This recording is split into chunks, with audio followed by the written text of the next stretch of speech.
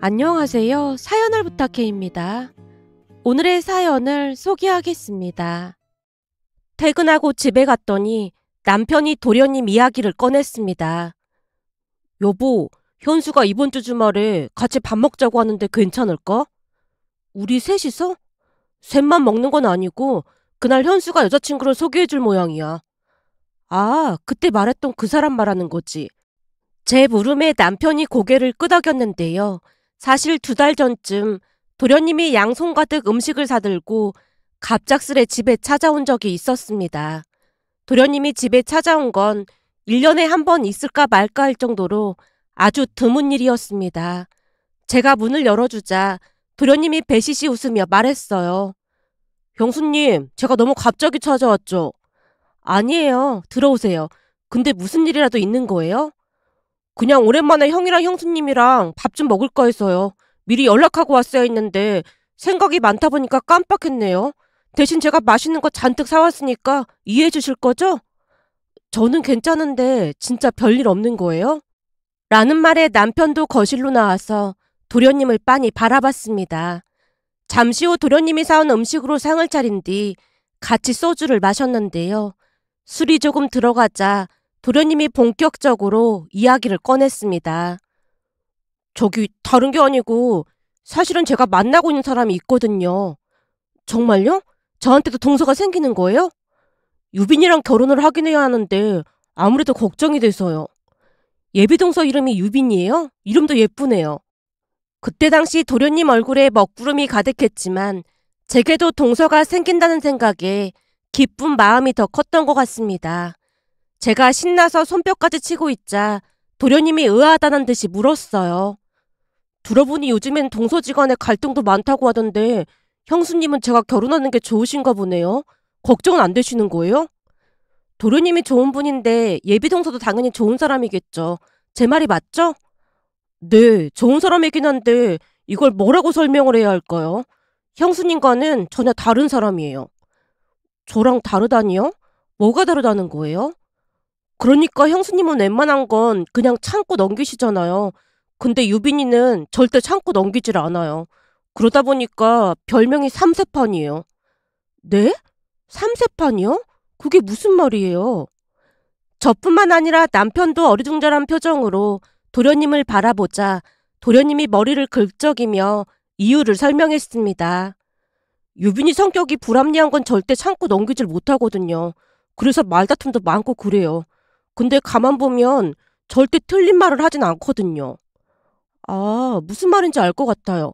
그럼 약간 정의로운 성격? 그런 거라는 거죠? 약간이 아니고 아주 많이요. 그러다 보니까 유빈이 어머니가 유빈이 보고 무슨 일이 생겨도 무조건 3번은 참으라고 해서 삼세판이라는 별명이 붙었다고 하더라고요. 의미가 조금 다르긴 한데 부르기 편하라고 그렇게 부른다네요. 근데 그 정도로 정의파예요? 말도 마세요. 저번에는 회사에서 팀장님한테 막 대들어서 난리 났었잖아요. 예비동서가 같은 회사 다니는 거예요? 네, 같은 회사예요. 그렇구나. 근데 제가 볼 때는 팀장이란 사람이 뭘 잘못했으니까 예비동서가 그런 게 아닐까요? 아무 이유도 없이 그러진 않았을 것 같은데요? 맞아요. 그 팀장이 신입사원들한테 갑질이라면 갑질을 좀 했죠. 사실 그 팀장 회사에서 아주 유명하거든요. 아니 회사에서 갑질할 게 뭐가 있다고 갑질을 해요? 라며 제가 놀란 채 도련님을 빤히 바라봤는데요. 도련님이 기가 막힌 이야기를 꺼냈습니다. 그 팀장의 짠돌이도 그런 짠돌이가 없거든요. 말로는 집을 사서 대출금 갚느라고 엄청 힘들게 산다고 하던데 암튼 그러다 보니까 신입사원만 들어오면 꼬투리를 잡아서 밥을 사라는 등 술을 사라는 등 암튼 그런 식으로 엄청 힘들게 한다고 그러더라고요. 근데 예비동서는 신입사원이 아닌데 부딪힐 일이 뭐가 있어요? 그게 그 팀장이 사다리 타기? 그걸 엄청 좋아하거든요. 사다리 타기요? 네, 그걸 일일이 그려서 일부러 신입사원이 걸리게 꼼수를 부렸던 모양이에요. 근데 맨날 신입사원만 걸려서 너무 이상하다고 생각했던 유빈이가 어느 날은 사다리를 직접 그리겠다고 한 모양이에요. 그럼 치사하게 사다리 타기를 조작했단 말이에요? 그런가 봐요. 그날 유빈이랑 그 팀장이랑 말다툼하고 난리도 아니었어요. 결국 인사팀장이 불러서 당했던 신입사원까지 불려갔는데 알고 봤더니 그동안 그 팀장이란 사람이 신입사원한테 뜯어먹은 게 한두 가지가 아니더라고요. 회식하면 신입사원한테 술 마시지 말라고 하고 대리운전도 시키고 개인 비서 부리듯 했다고 하더라고요. 진짜요?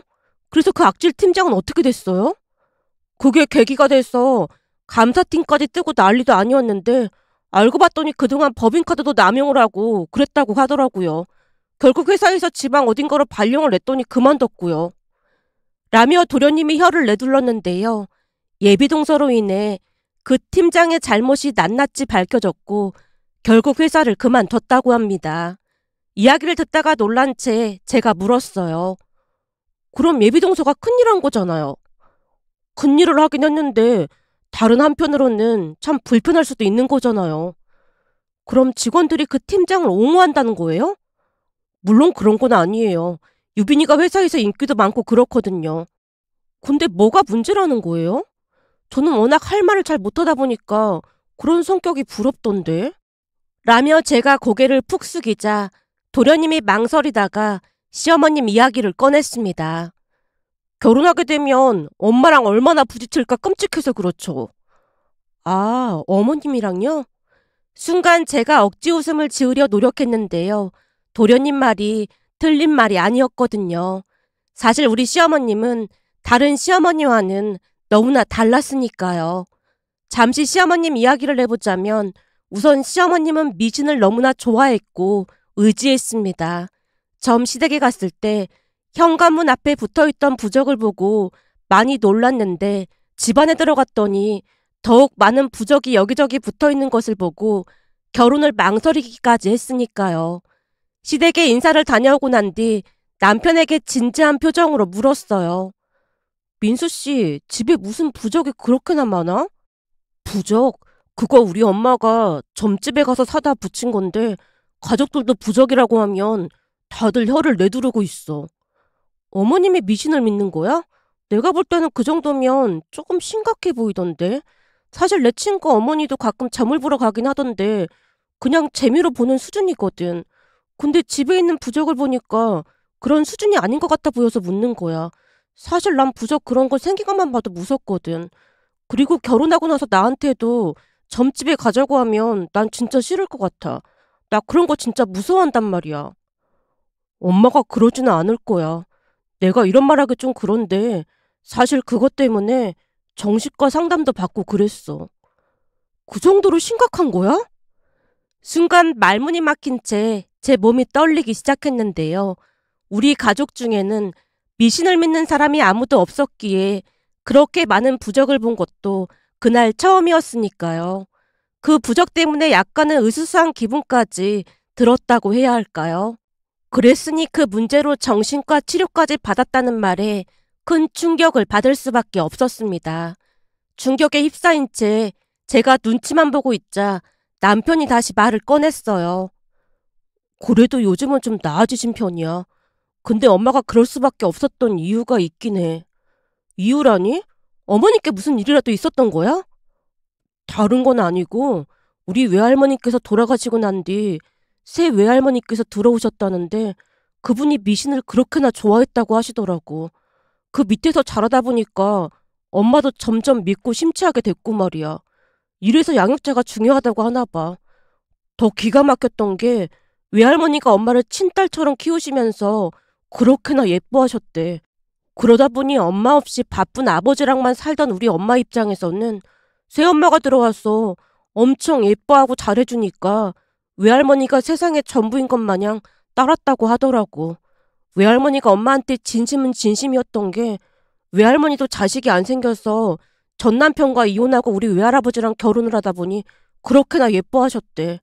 거기다 바쁜 외할아버지 대신 모든 걸 외할머니와 함께 하다 보니까 외할머니를 따라서 미신에 심취하게 되셨다고 하더라고. 한동안 말을 이어가던 남편이 긴 한숨을 내쉬었는데요. 남편의 말에 또다시 큰 충격을 받았지만 한편으로는 시어머님이 살아온 인생이 가엾다는 생각마저 들었습니다.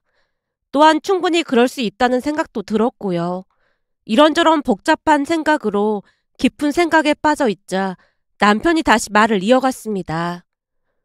외할머니께서 엄마를 얼마나 예뻐하셨냐면 외할머니께서 부모님께 물려받은 재산이 있었다는데 그 재산도 전부 우리 엄마한테 주셨거든. 주변에서도 다들 친엄마보다 낫다는 말을 할 정도였으니 말 다 한 거 아니겠어. 사실 외할머니 재산 때문에 말이 엄청 많았다고 들었거든. 자식이 없었다며. 근데 왜 말이 많아? 자식은 없었지만 외가 가족들이 있었잖아. 그러니까 외가 가족들이 피 한 방울도 안 섞인 우리 엄마한테 왜 재산을 주냐면서 한동안 난리도 아니었다고 하더라고. 그 바람에 외할머니가 가족들하고 영까지 끊었을 정도였으니 엄마 입장에서는 외할머니 말이라면 무조건 믿고 따랐다고 하더라고. 그게 진짜 쉬운 일이 아닌데 외할머님 진짜 대단하셨네. 엄청 대단하시긴 하셨지. 문제는 엄마가 가끔 도를 너무 넘는다는 거야. 너무 외할머니한테 의지를 하다 보니까 접신이라든지 그런 걸 너무 믿어서 난리가 난 게 한두 번이 아니었거든. 어느 정도냐면 구판을 버린다고 돈을 날려먹은 게 한두 번이 아니었거든. 진짜? 그 정도야? 내가 아는 것만 해도 어마어마하게 돈을 많이 날렸으니까 말 다 한 거지 뭐. 그 바람에 아버지가 이혼한다 만다 난리도 아니었는데 우리 할머니가 아버지를 설득해서 겨우 이혼을 막았거든. 그 조건으로 엄마는 정신과 상담을 받게 됐고 말이야. 근데 예서 너 다녀가고 난 뒤에 아버지가 엄마한테 나머지 부적도 다 떼라고 했더니 엄마가 눈치 보면서 알았다고 하더라고. 정말 그랬단 말이야? 어, 그래서 집에 부적 같은 거 없을 거야. 그러니까 엄마도 많이 노력하고 있으니까 예서 너가 조금만 이해해주면 안 될까? 라는 남편 말에 저도 남편의 심정이 조금은 이해가 되었기에 남편과 결혼을 결심했는데요. 그 일로 인해 시어머님이 저를 힘들게 할 줄 누가 알았겠습니까? 다행히 시댁 가족들이 방패막이가 되어졌기에 버틸만은 했지만 시어머님은 가족들 몰래 제게 심술을 부렸습니다. 그 모습을 고스란히 지켜봤던 도련님이었기에 예비동서랑 시어머님 사이에 사달이 날 것이라 예상을 했을 테고요. 그날 한동안 술만 들이키던 도련님이 제게 물었어요. 형수님도 엄마 때문에 엄청 힘들었잖아요. 근데 많이 참아주신 거고요. 어머님은 힘들게 하셨지만 다른 가족들은 다들 잘해주셔서 그냥저냥 참을만 했어요. 거기다 자주 뵙는 건 아니니까 저는 그냥 그날만 참자 그랬던 것 같아요. 근데 우리 유빈이는 참는 성격이 아니다 보니까 아마도 사달이 나도 단단히 날 것 같거든요. 라며 도련님이 긴 한숨을 내쉬자 남편이 한마디 했습니다. 네 형수는 말이 너무 없는 거고 난 예비지수 씨 같은 사람도 있어야 한다고 생각해. 그래야 엄마도 그게 잘못됐다는 걸 자각하지 않을까? 라는 말에 저도 모르게 고개를 끄덕였는데요. 사실 그동안 시어머님에게 당한 게 한두 가지가 아니었지만 꾹 참고만 있었거든요. 제가 고개를 세차게 끄덕이자 도련님이 제게 물었어요.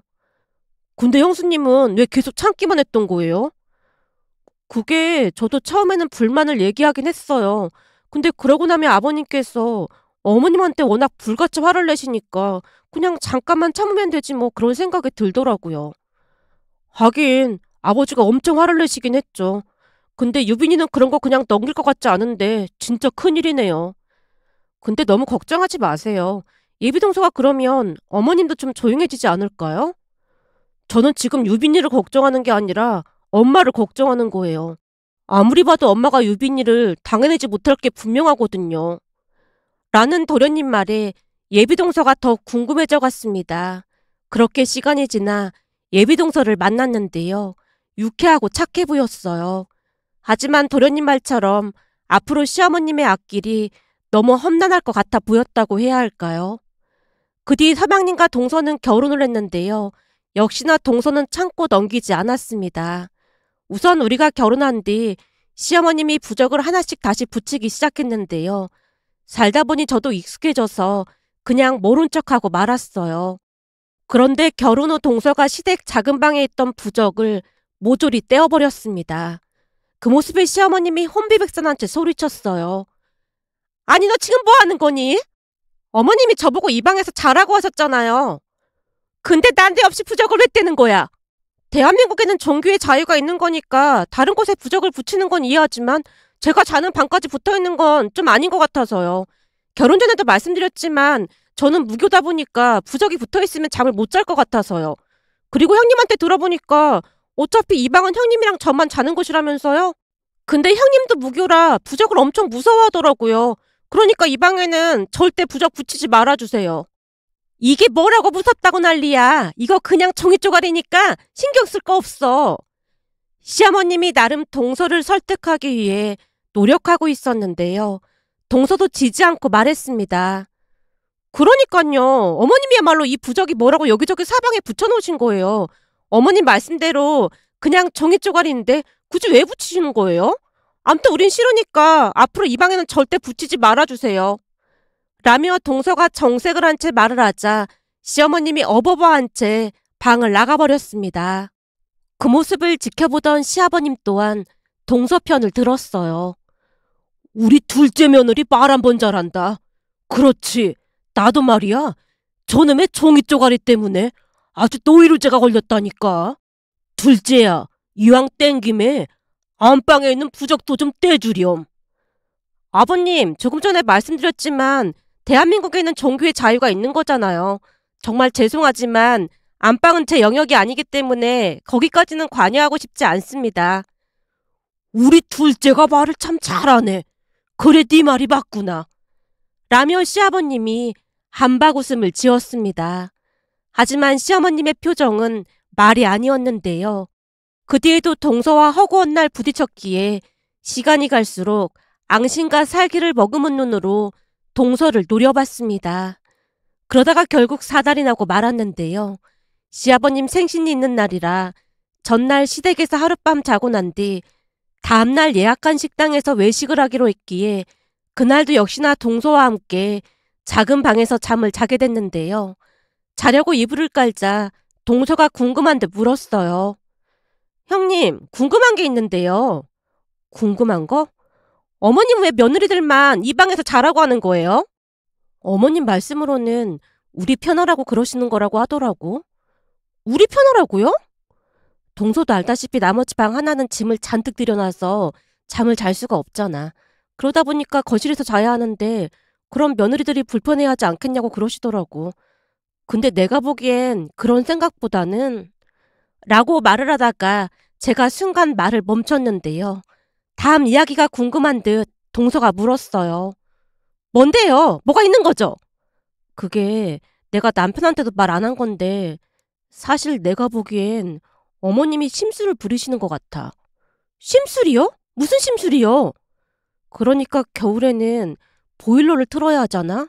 근데 잘 때는 분명히 보일러가 틀어져 있었는데 자다 보면 어김없이 보일러가 꺼져 있더라고. 네? 보일러가 왜 꺼져 있어요? 그냥 정황상 어머님이 끄지 않았을까 싶은데 어머님은 절대 아니라고 잡아 떼시더라고. 정말요? 그런 일이 계속 반복되다 보니까 나중에는 내가 잠도 안 자고 지켜봤더니 발소리가 나는 것 같더니 누군가 문을 열더라고. 근데 가족들 중에 그럴 사람이 누가 있겠어?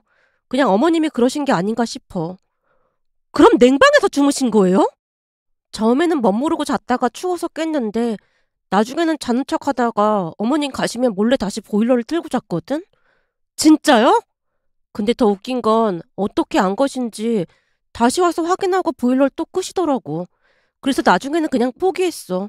내가 얼마나 미우면 저럴까 싶은 생각도 들고 머릿속이 복잡했는데 원래 그런 분이시구나 라고 생각하니까 오히려 속이 편하더라고. 아니 왜 그런 대접을 받고 참으신 거예요? 혹시나 내가 어머님이랑 다투기라도 하면 아버님이 불같이 화를 내셨거든. 그럼 집안 분위기도 안 좋아지고 그러다 보니까 그냥 입을 다물게 되더라고. 우와, 어머님 진짜 대단하시네요. 그럼 혹시 오늘도 보일러 끌까요? 글쎄, 근데 아무래도 동서 눈치는 좀 보니까 괜찮지 않을까? 저는 추운 거 진짜 못 참는데 보일러 끄면 막 짜증날 것 같아요. 라며 동서가 불만스레 말을 했는데요. 역시나 새벽에 동서가 저를 흔들어 깨워서 속삭이듯 말했어요. 형님 말이 맞았어요. 어머님 방금 보일러 끄고 가셨어요. 어쩜 우리 어머님은 한결같이 부지런하시네. 내가 얼른 다시 켜고 올게. 아니에요. 그냥 두세요. 어차피 다시 끄신다면서요. 그렇긴 한데 동서는 추우면 잠을 못 잔다면서. 괜찮아요. 그냥 참아보죠 뭐. 라며 동서가 다시 잠이 들었는데요. 평소 동서의 모습과는 다르다는 생각이 들어 고개를 갸우뚱거리다가 다시 잠이 들었습니다. 그 뒤 시댁에서 2번 정도 더 잠을 잤고 총 3번을 동서와 한 방에서 잠을 잤는데 3번째 잠을 잤던 날 결국 난리가 나고 말았습니다. 그날도 역시나 추워서 잠에서 깼더니 동서가 제게 말했어요. 형님, 딱 3번 참았으니까 저도 이제는 할 만큼 한 것 같아요. 어? 그게 무슨 말이야? 오늘은 형님이 무조건 제 편 들어주셔야 해요. 편을 들어달라니? 거짓말을 하라는 게 아니라 제 말에 맞장구만 쳐주시면 돼요. 알았죠? 그래, 알았어. 라며 제가 눈치를 보며 고개를 끄덕였고 잠시 후 거실로 나간 동서가 가족들에게 물었어요. 혹시 우리가 자는 방에 보일러 끄신 분 있으세요? 우리가 니들 방에 보일러를 끄긴 왜 꺼? 시어머님이 시치미를 떼고 묻자 동서가 다시 물었어요. 어머님, 그 말 진짜죠? 근데 지금껏 시댁에서 잘 때마다 누가 보일러를 끄고 있거든요. 형님, 제 말이 맞죠? 어? 아, 네. 저도 그동안 이상하다는 생각은 했는데 어머님이 보일러 끈 적이 없다고 하시길래 그냥 착각이라고 생각했거든요. 근데 동서도 보일러가 꺼져 있다고 하더라고요. 동서가 무슨 말을 할지 잘은 몰랐지만 제 나름대로 사실만을 말했습니다.